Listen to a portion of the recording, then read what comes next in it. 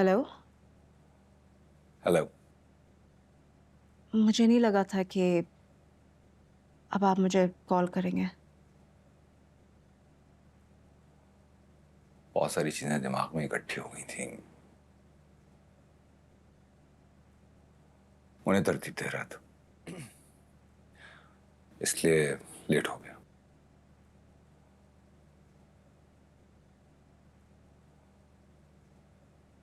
क्या हम कल मिल सकते हैं?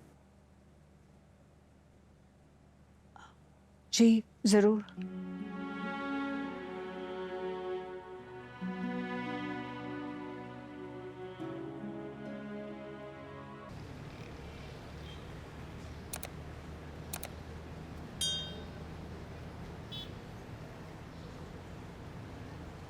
मैं कल रात सोच रही थी,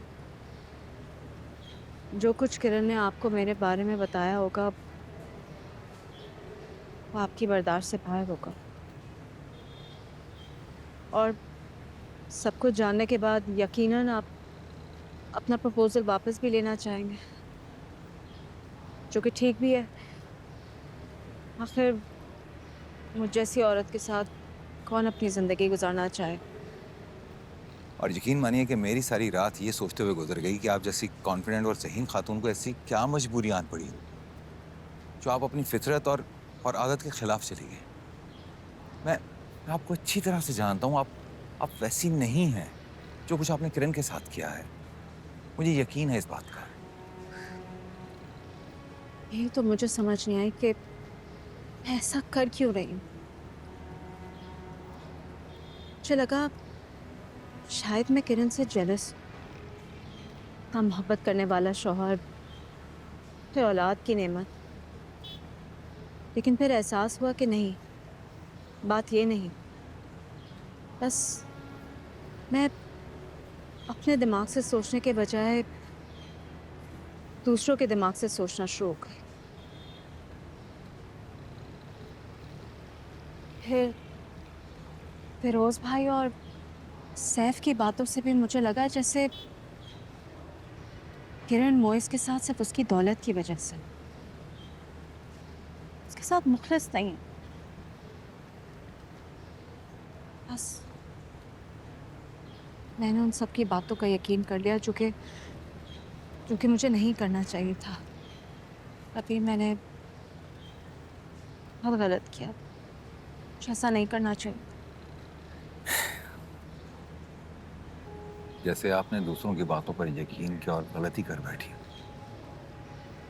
बिल्कुल वैसे ही कुछ पेरेंट्स अपनी बच्चों की जिंदगी का सबसे अहम फैसला जबरदस्ती करते हैं और फिर उन्हें इस गलती का खमियाजा भुगतना पड़ता है।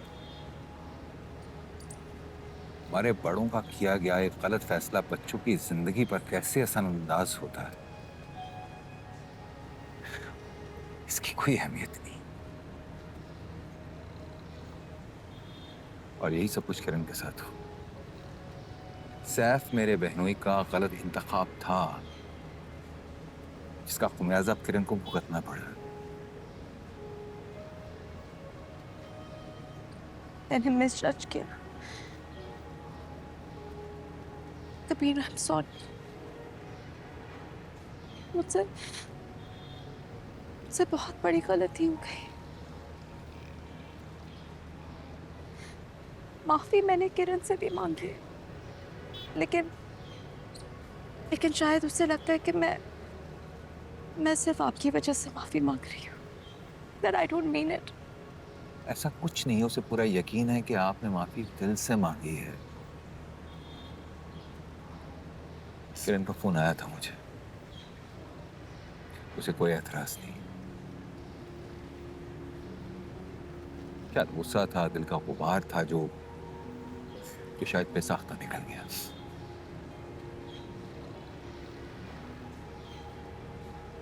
फिर कब आए?